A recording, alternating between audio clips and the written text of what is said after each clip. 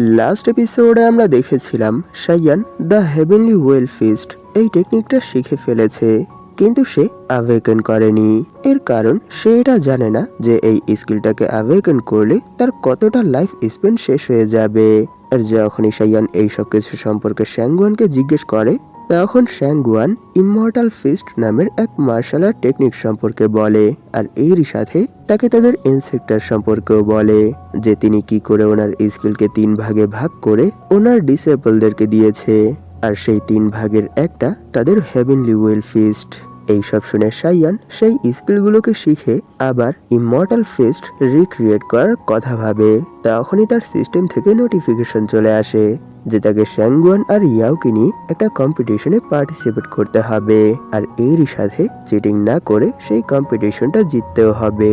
সবশেষে আমরা দেখেছিলাম সে জানতে পারে যে এই টুর্নামেন্টে পার্টিসিপেট করার জন্য একটা ইনভিটেশন কার্ডের প্রয়োজন, আর শাইয়ান সেই ইনভিটেশন কার্ড হাসিলের দায়িত্ব নিজের উপর নিয়ে নেয়। এই এপিসোডের শুরুতে আমরা দেখতে পাই শাইয়ান কিউনারকে নিয়ে একটা ম্যাপ চেক করতে করতে বলছিল, সত্যি এই ম্যাপের মধ্যে যেই ব্ল্যাক মার্কেটগুলো মার্কিং করা আছে সেই সবগুলো মার্কেট থেকেই নেমলেস ইনভিটেশন কার্ড আগেই বিক্রি হয়ে গেছে। যদিও এখনো 2-1টা ব্ল্যাক মার্কেট চেক করা বাকি আছে, কিন্তু এরপরও যদি সেই সব ব্ল্যাক মার্কেট থেকেও আমরা সেই ইনভিটেশন কার্ড হাসিল করতে না পারি, তাহলে এটা সত্যি আমাদের জন্য অনেক বড় একটা প্রবলেম হয়ে দাঁড়াবে।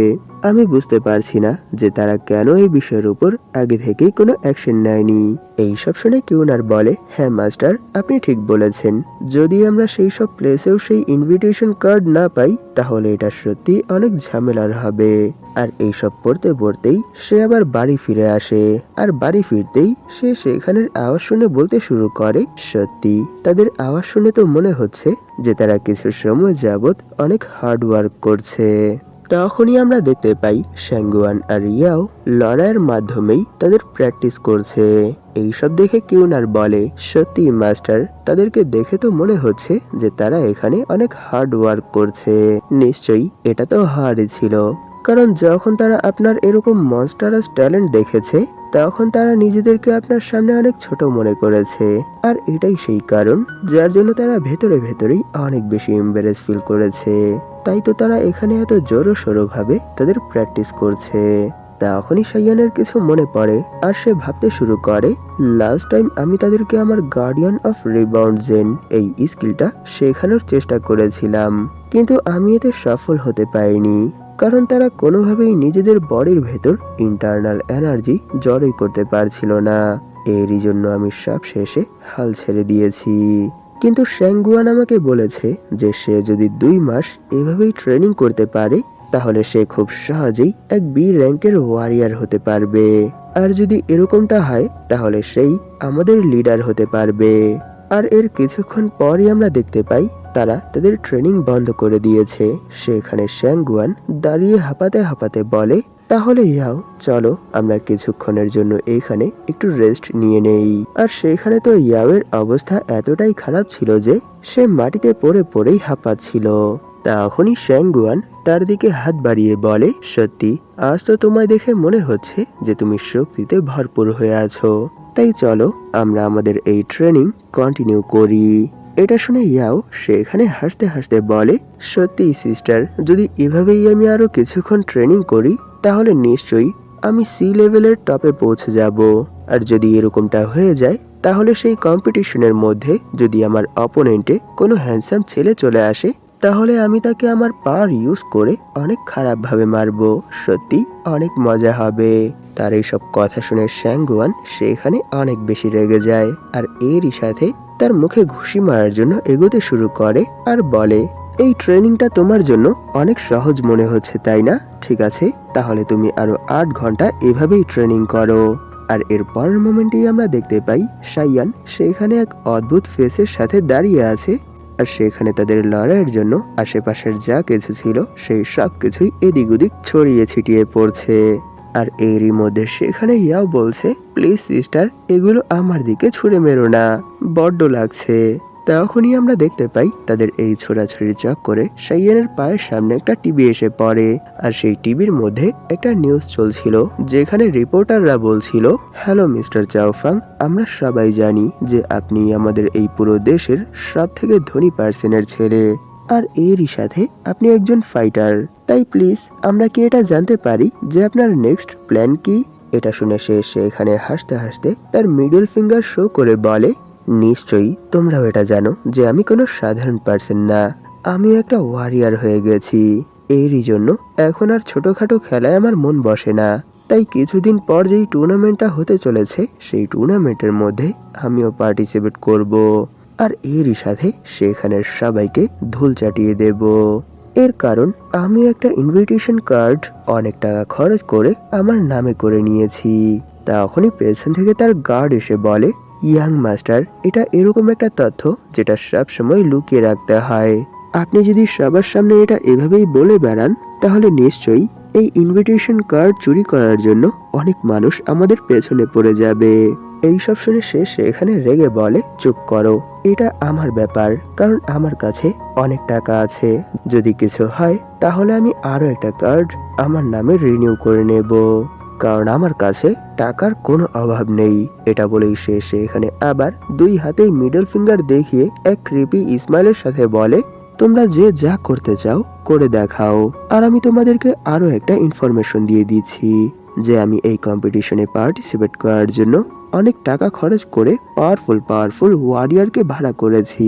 তাই মাসাল মনস্টাররা শুধু অপেক্ষা করো, খুব শীঘ্রই আমাদের মধ্যে আবার মোকাবেলা হবে।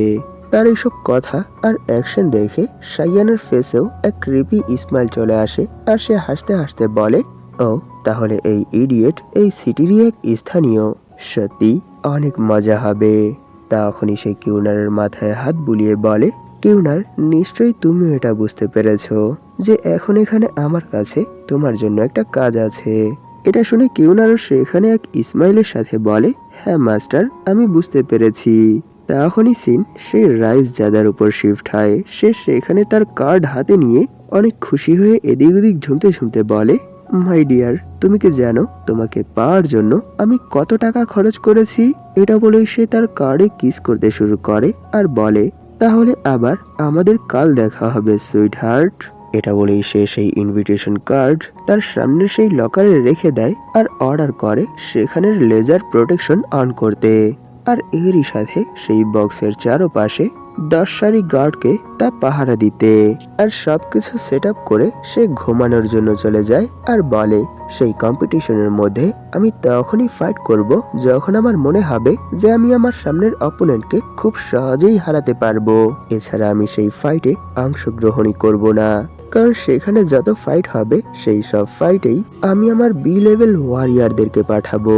সত্য বলতে কি, আমি তো এই সব কিছুই শুধু আমার এক্সপিরিয়েন্স বাড়ানোর জন্য করছি, এর থেকে বেশি আর কিছুই না। এই সব বলে সে সেখানে হাসতে হাসতেই ঘুমিয়ে যায়।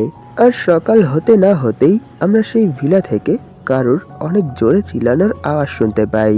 আর এর পরের সিনেই আমরা দেখতে পাই তার লকার খালি, আর সে সেখানে এটা দেখে পুরোপুরি ফ্যাকাশে হয়ে গেছে।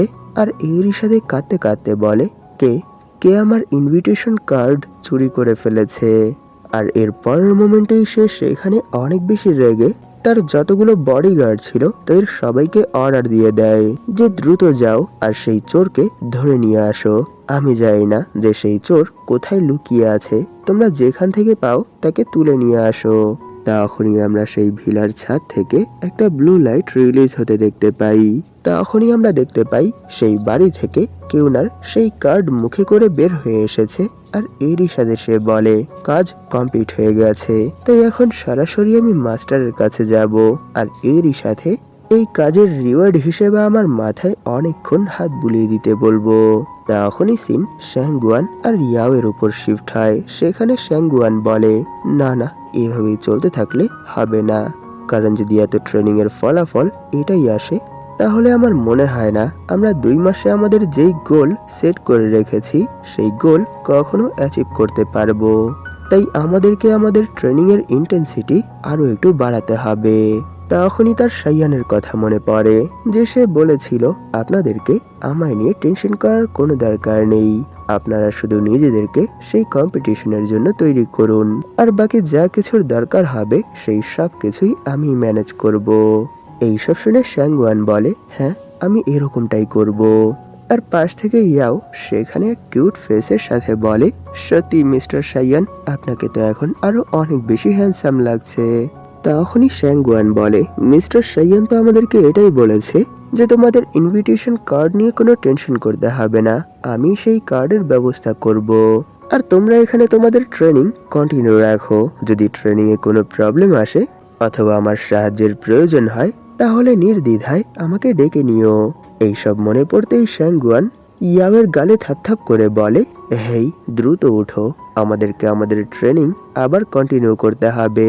আর মনে হচ্ছে এখানে এতটা ইন্টেন্স ট্রেনিং হচ্ছে না, তাই চলো আমরা আবার সমুদ্রের মধ্যে যেয়ে ট্রেনিং করে আসি। তখনই আমরা দেখতে পাই কিউনার সাইয়ানের কাছে চলে এসেছে। আর সাইয়ান তাদেরকে সেখান থেকে যেতে দেখে ভাবছিল সত্যি আমি তো ভেবেছিলাম যে আজ যখন তাদের ট্রেনিং শেষ হয়ে যাবে তখনই আমি তাদেরকে এই খুশির সংবাদটা দেব, কিন্তু না জানে তারা এই সময় কোথায় যাচ্ছে। তখনই সিন একটা আননোন প্লেসের উপর শিফট হয়, যেখানে আমরা এক মাউন্টেনের উপর দিয়ে কিছু মিলিটারি শিপ উড়ে যেতে দেখতে পাই। আর সেই পাহাড়ের অবস্থা দেখে মনে হচ্ছে যে তারা উপর থেকে বোমবারি করেছে। আর নিচেও পাহাড় ঘিরে আমরা অনেকগুলো মিলিটারি ভেহিকল দেখতে পাই, কারণ এই পাহাড়ের মধ্যে তারা কোনো এক হিডেন বেস খুঁজে পেয়েছে।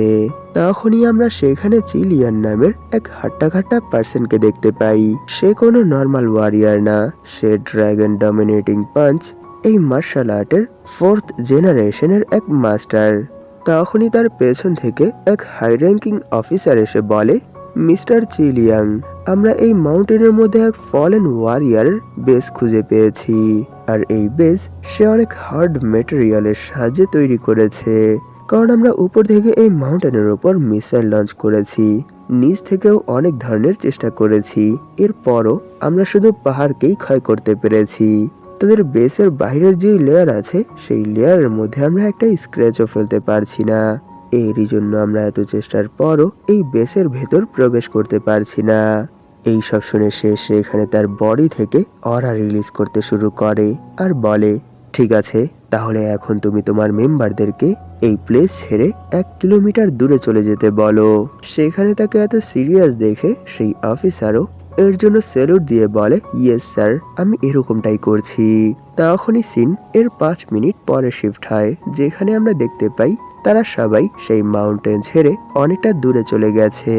তখনই আমরা দেখতে পাই মিস্টার চিলিয়ং সেখানে অনেক লম্বা একটা শ্বাস নেয়, আর এরই সাথে তিনি সেখানে অ্যাটাকের জন্য একটা স্ট্যান্সে চলে আসে। তখনই তিনি সেখানে ড্রাগন ডমিনেটিং পাঞ্চ নামের এক অ্যাটাক ক্রিয়েট করে ফেলে। আর এই অ্যাটাক ক্রিয়েট করতেই ওনার পেছনে একটা ব্লু ড্রাগন অ্যাপিয়ার হয়ে যায়। আর এর পরের মোমেন্টেই আমরা দেখতে পাই তিনি ওনার এই অ্যাটাক মাউন্টেনের উপর করে দিয়েছে। আর তিনি মাউন্টেনের যেখানে পাঞ্চ করেছে সেখানেও ক্র্যাক পড়ে গেছে। কিন্তু এটা তো ছিল শুধু ফার্স্ট ইম্প্যাক্ট, এর পরের মোমেন্টেই আমরা দেখতে পাই তিনি যেই বরাবর অ্যাটাক করেছে সেই বরাবর পাহাড়ের এই পাশ থেকে ওই পাশ পর্যন্ত সবকিছুই গায়েব হয়ে গেছে।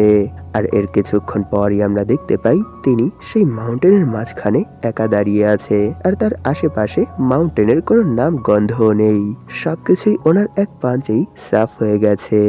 এরকম এক দৃশ্য দেখে সেখানের মিলিটারিরা অনেক বেশি শক হয়ে বলতে শুরু করে কি এটা কি করে হতে পারে, তিনি শুধু ওনার এক পাঞ্চেই এই পুরো পাহাড়ি মধ্যখান থেকে গায়েব করে দিয়েছে, এর মানে কি এটাই এক এস র্যাঙ্ক ওয়ারিয়ারের অ্যাবিলিটি। আর আরেকজন বলে না, এটা শুধু এস র্যাঙ্কেরই অ্যাবিলিটি না, এটা আমাদের এই ওয়ার্ল্ডের সব থেকে পাওয়ারফুল মার্শাল আর্টিস্টের অ্যাবিলিটি।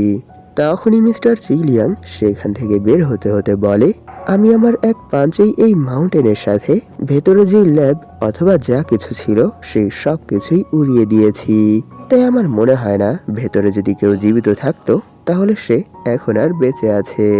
তখনই আমরা দেখতে পাই ওনার পা হালকা হালকা করে কাঁপছে। তখনই তিনি বলে ঠিক আছে, তাহলে এখন এখানের যা কিছু আছে সবকিছুই আমি তোমার উপরই ছেড়ে দিচ্ছি। এটা বলেই তিনি সেখান থেকে এক জাম্প করে উড়ে যেতে শুরু করে আর বলে কারণ এখন আমি সেই মার্শাল আর্ট টুর্নামেন্ট ভিজিট করার জন্য যাচ্ছি। তাকে এরকমটা করতে দেখে সেই অফিসারও সেখানে অনেকটা শক হয়ে যায় আর হা করে উপরের দিকে তাকিয়ে থাকে। তখনই সিন অন্য কোনো প্লেসের উপর শিফট হয়। সেখানেই আমরা এক পার্সনকে হেলান দিয়ে হুক্কা বা চুরুট সেবন করতে দেখতে পাই। আমি জানি না যে সে এখানে কি সেবন করছে, দেখে তো মনে হচ্ছে যে সে এখানে শেখ মুজিবুরের মতোই কিছু একটা সেবন করছে। তখনই সেখানে একটা গার্ড কিছু লেটার নিয়ে চলে আসে আর বলে, মাস্টার, ফার্মাসিউটিক্যাল ইন্ডাস্ট্রি আর এর সাথে আরো কিছু ভিন্ন ভিন্ন ইন্ডাস্ট্রি আপনাকে সেই কম্পিটিশনের ইনভিটেশন কার্ড পাঠিয়েছে।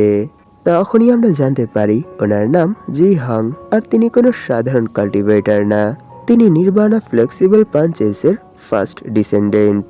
এর মানে তিনি সেই পার্সন যে সরাসরি ইমমর্টাল ফিস্টের স্টুডেন্ট ছিল।